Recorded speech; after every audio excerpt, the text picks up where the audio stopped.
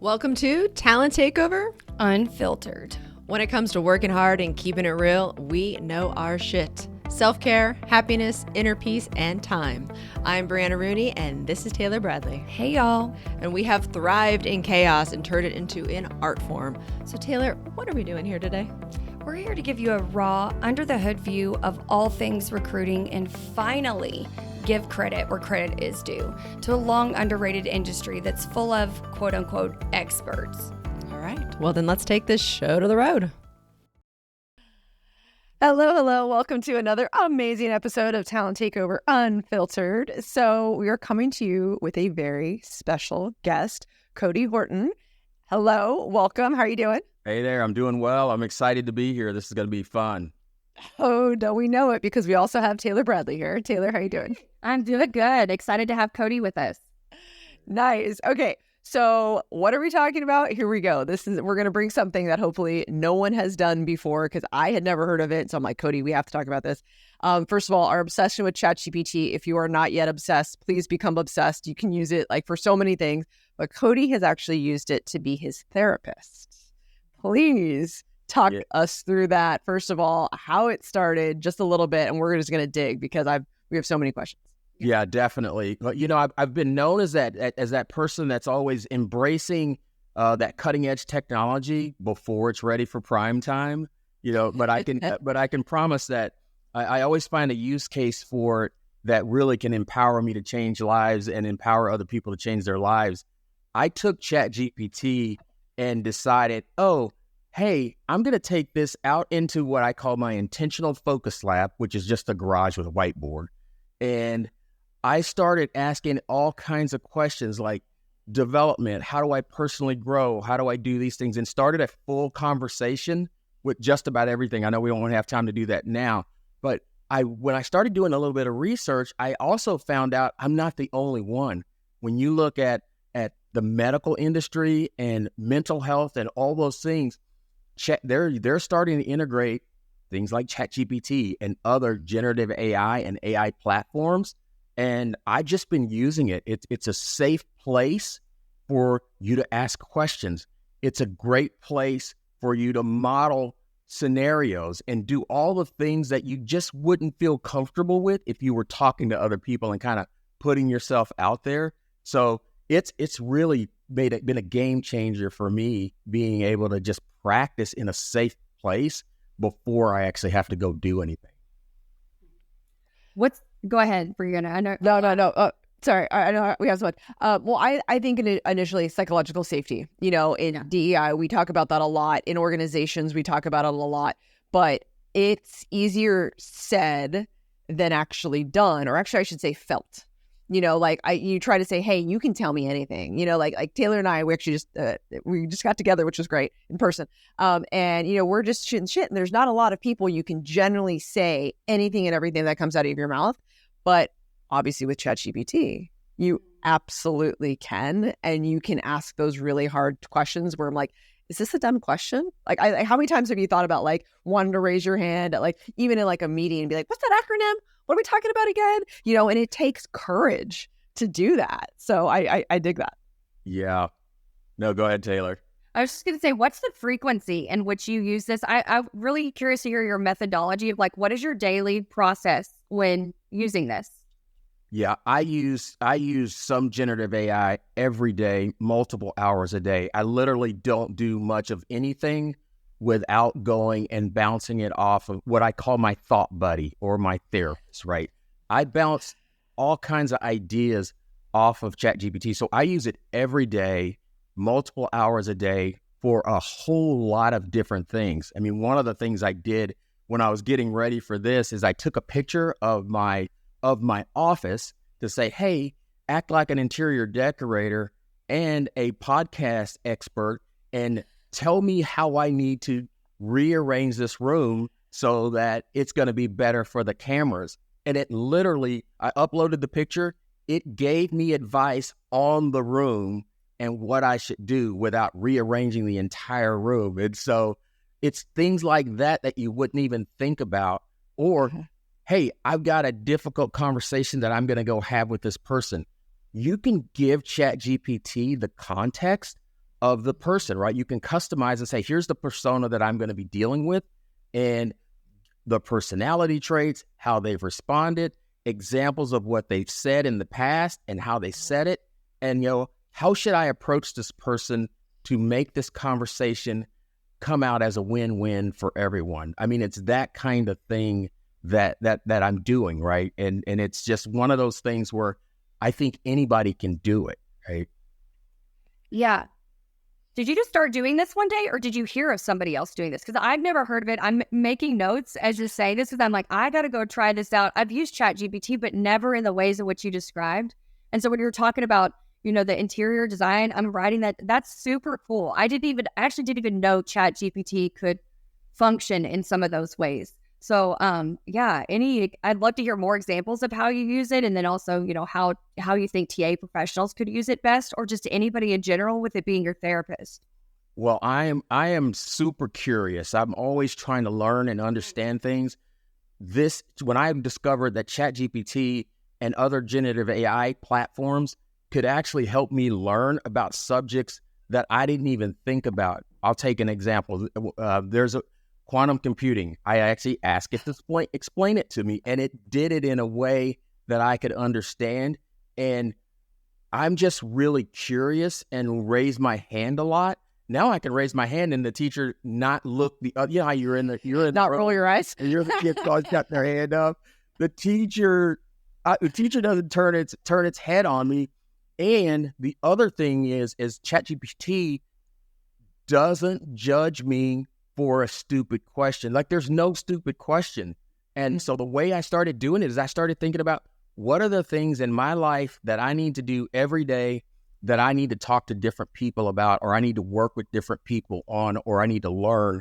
And it allowed me to just say, what if I put this in ChatGPT? I'm that kid that you said, don't push the red button. Well, now you got my attention. So I touch the hot plates. They put your steak in front of you. This is really hot. Oh, yeah? yeah, that's exactly right. Exactly right. And so that is what I've done. So mental health wise, because I think that this is something that's going to help absolutely everyone, regardless of who listens to this. How are you going about that? Because I'm also thinking, wow, a free therapist. There we go, right? Let's let it rip. So how are you using it with that? And do you have a cadence that you go, or just whenever you're feeling something? Yeah, it's a cadence that I go. So what I do every day is I'm always working on my mindset, right? How do I become more mindful and intentional about taking steps? And your fear kicks in, or your ego or insecurity or whatever it is. And so I put those definitions in, but I also told ChatGPT to take on the persona of a mental health professional. And I gave it a few bullets, but it's smart enough to know what that job is. And so I want it to be qualified. Sure. Then I start the conversation. Hey, I'm feeling some anxiety around this. I'm feeling triggered by this. And I give it that information.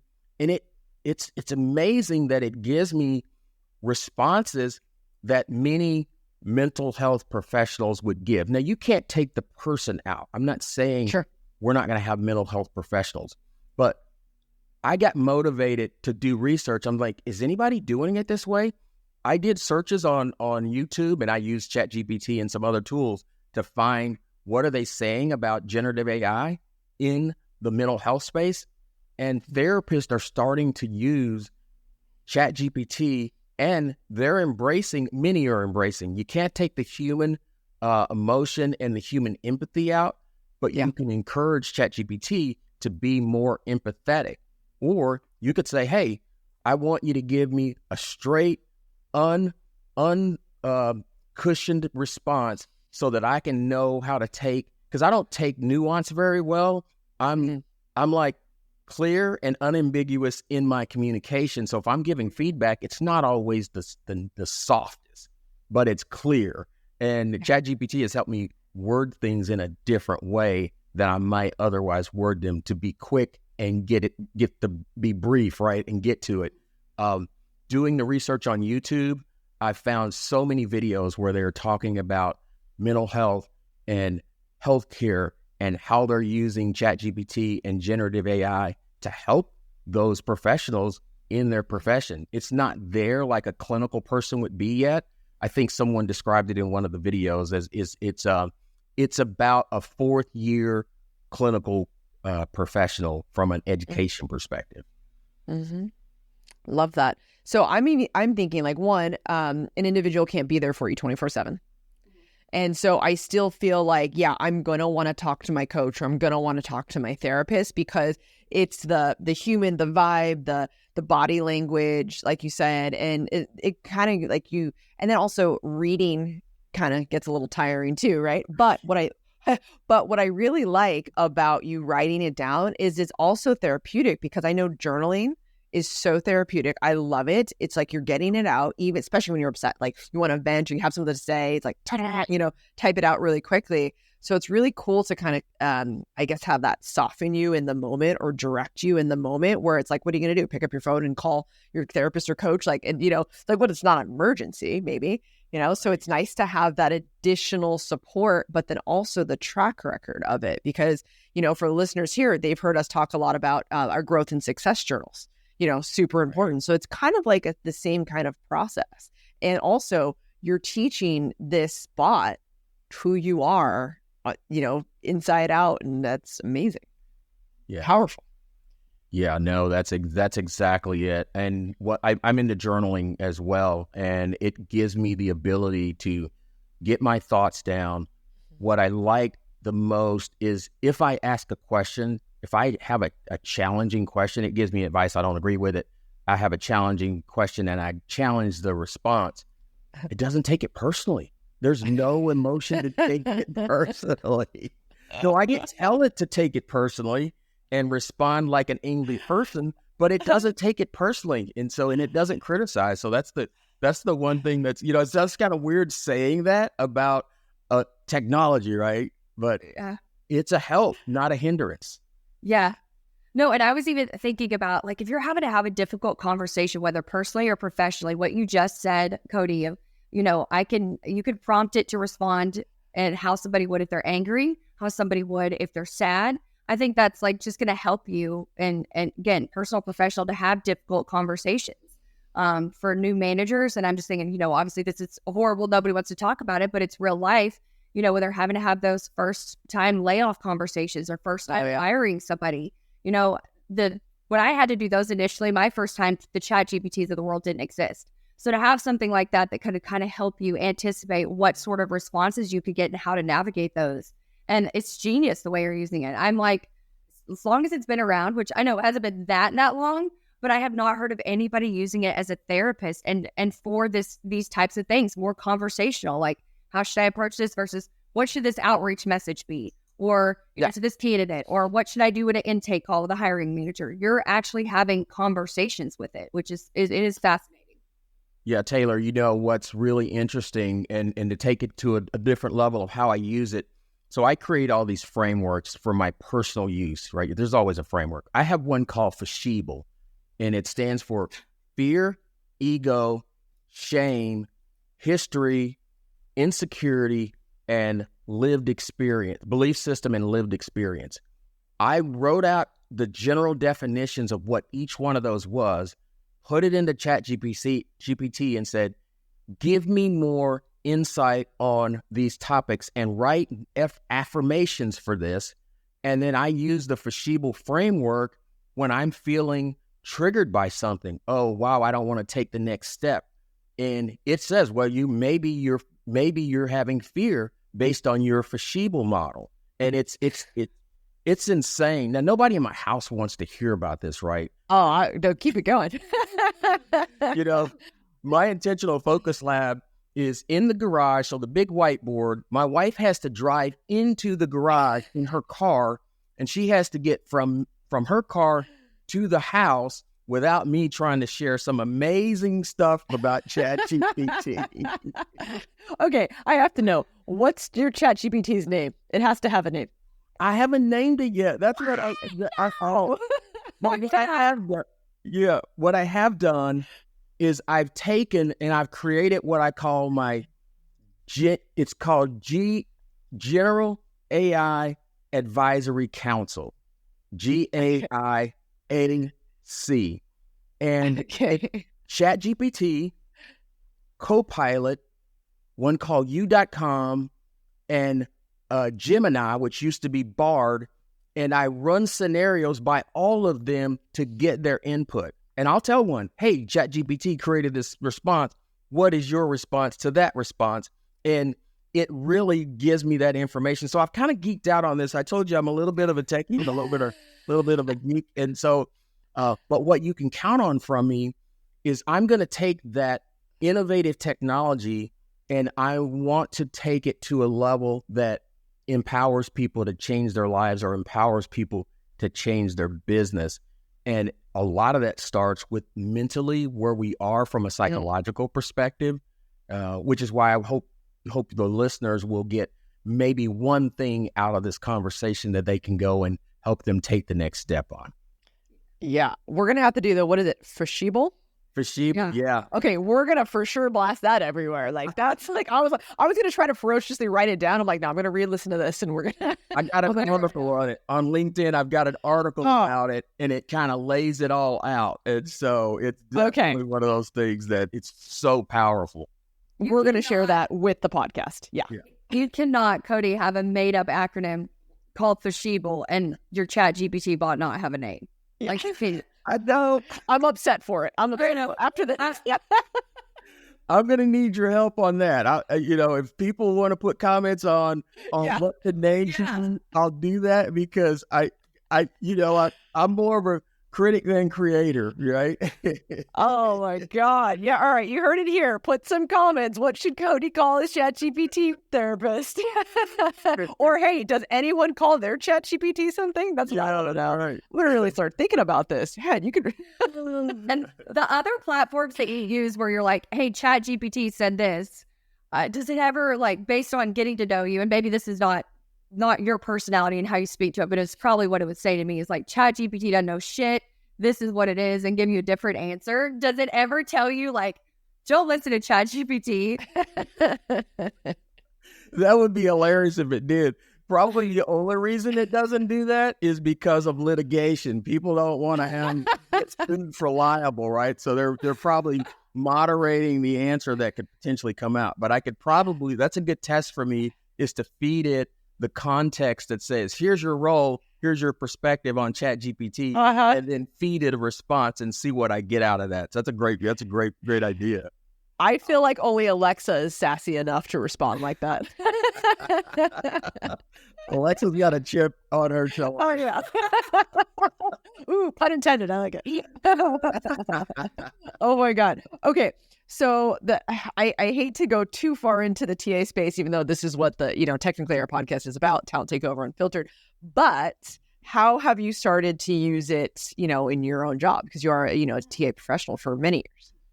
Yeah. The way I use it in the job is that it's really a thought partner. I use it to share content. I use it to help me figure out how can I go and expand my pool of talent to be more inclusive and to get a more diverse group into the pool. In fact, I just wrote a custom GPT, and I call that one has a name. It's Cody's Strategic Sourcing GPT, and it will walk you through an entire intake, spit out Boolean search strings, give you a table that compares candidate profiles. If you upload a profile, it'll tell you whether they meet it or not, and then it'll export the sourcing strategy that it creates for you into a Word document or into PowerPoint. And so I can use it in that way.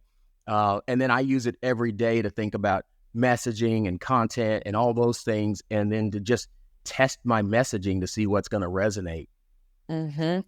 I love asking ChatGPT how does, like if I'm doing let's say biz dev, for example, I'm like, hey, how does this sound? Like, is it salesy enough? Would you buy this? It's the stuff like that. And I love how it sums it up. And it is funny because sometimes I'm like, no, it's better than that. And you're like kind of arguing with it, right? And you're like, okay, fine. But you can really, get to the nitty gritty of it. Hey, you know what? I need this to be like 500 characters because right now my ChatGPT is a little wordy. So it's almost like they must really know me. Okay, no, let's cut the crap. Yeah. Get smaller. I love it. I mean, like I use it for sequencing, like because I think we can get in our own head. Well, we get in our own head all the time about messaging, right? How am I going to appear? How I don't want to repeat myself. I want to sound smart. I want to, sound direct though. Like there's all these different tonalities we're looking for. And so what's great is I have one message, maybe even a little bit longer than normal, and just be like, hey, I love this message. I've looked at it. You've helped me with it. Now make a 7-step sequence from this one message. And it's amazing. And, and of course the power of the human brain is really cool because then, you kind of switch and do things because, it's better practice. But again, it's learning. And then you can just say, hey, remember how we wrote this, 2 days ago? Now do this again, but in this other manner. And it's it's like the memory on it. It's like, I want ChatGPT's memory. It's powerful, isn't it? Well, I watched you in preparation to talk with you. I watched you and Taylor do an amazing discussion, right? I'm like, I'm not as real as they are. They got it going, right? And so I've just watched your discussions from the first one and seen you talking about generative AI, and so Taylor, I'm really curious, and Brianna, what got you using generative AI? Because you may be geeks, but it doesn't appear that you're geeky as that. Yeah. Well, to answer honestly, Brianna's what got me using ChatGPT initially. So whenever we worked together, it was just something, it was just kind of coming about, becoming the big thing. And we were doing biz dev. And she knows that I just don't love to write things. It's something that I can do it. And usually that the result is good, but it will take me like all day to put something together or an article or anything like that. And so she was like, start using ChatGPT. It was a little weird at first. It was like something that was like, I don't know. But I'm doing Google research and all these other steps to try to just accomplish the same thing. And ultimately gave me a better result. And then I was a believer. So it was actually Brianna that got me using it. And it's just something that I've adopted, although not personally in the way in which you have, Cody. And I think that is really fast. I didn't even know you could. And I think that that's like very, very fascinating and something that I'm going to explore immediately once we get off this call. I can't wait to see your thread. Yeah, no, that's going to be, you got to screenshot that thread. I will for sure. But it was Brianna. And I think if anybody from a business perspective, if you're not using it, I think you're doing yourself a disservice because it definitely makes your life easier. Even if you just have to send a candidate an email or reject it. I mean, it could be something really simple that you're like, I've done this a million times, but I just don't want to think about it. It's end of the day, whatever. I think it makes your life so much easier. But Brianna, I don't know how you got into it. Actually, Kate, who does the branding and marketing, I'm going to give her a shout out. She's listening right now, of course. She is the one who she's always been one to take courses. She's always doing Udemy courses and stuff like that. She's really like, she is a proud generalist. She'll shoot that one from the rooftop. And so she's like, I think this is the new thing. I think you got to start using it. And, I think, I've been in tech recruiting for so long, I'm used to pivoting and using new stuff a lot. But I think at that moment in my career, I was kind of like, man, I have so much that I'm using, like not now. And she honestly just kept pestering me about it. I was like, all right. She's like, I can't remember what use case she made me do it for, but she made me do it. And oh my God, I thanked her probably just last week again. I'm like, I probably use it at this point 40% of my day. Like I use it that often. And I don't know if I've told a story on the podcast, but I'll tell it again for shits and giggles. My parents were like, what is this? Yeah. What is this? And my stepdad has been a business owner for 30 years. They also own an ice cream shop, toy store, and all these things. And so I'm like, okay. So I was trying to like think what use case could I like show to them that would matter? Because he was like, why wouldn't I just Google something? Mm-hmm. So I separated them and I said, okay, Blake, tell me, I had my computer in front of me, tell me what you love about my mom. She was like, okay. So I start just typing it out and we're going through. I said, okay, great. So I told my mom, come back in the room.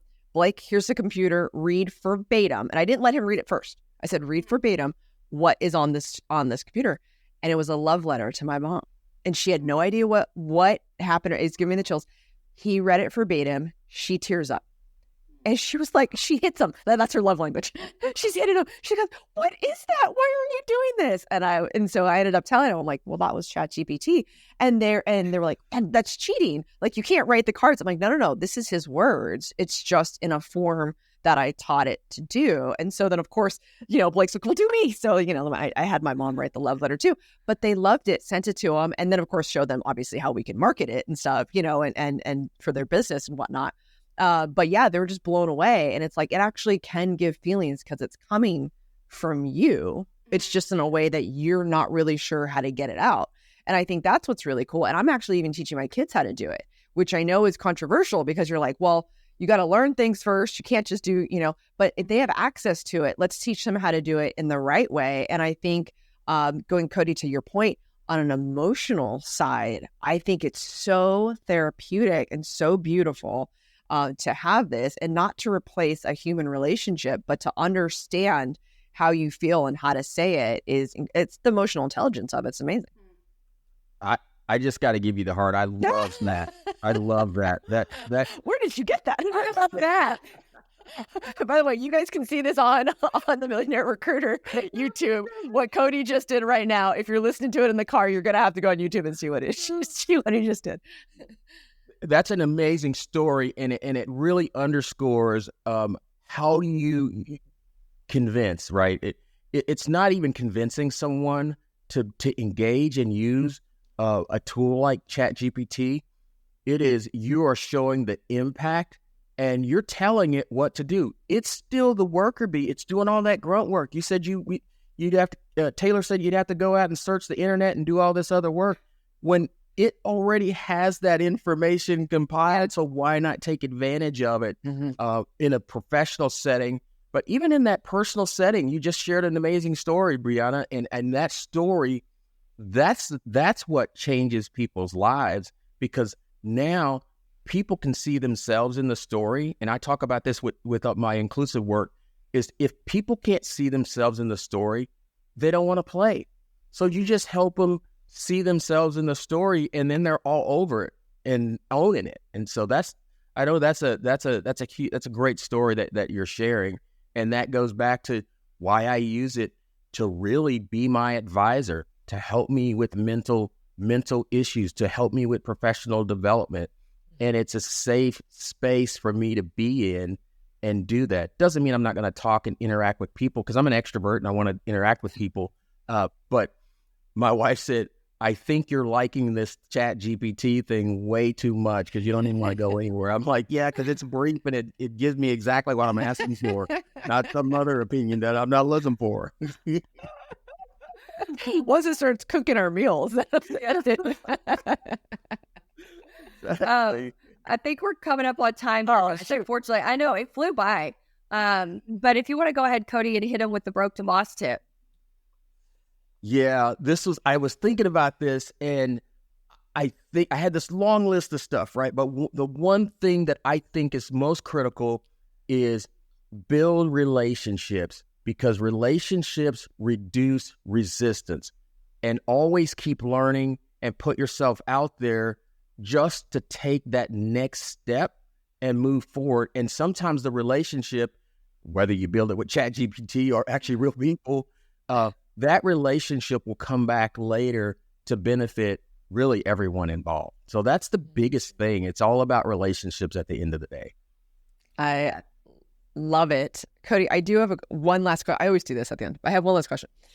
I know. Do you now feel more safe to ask questions like openly to other people because now you've been used to having hard conversations with ChatGPT?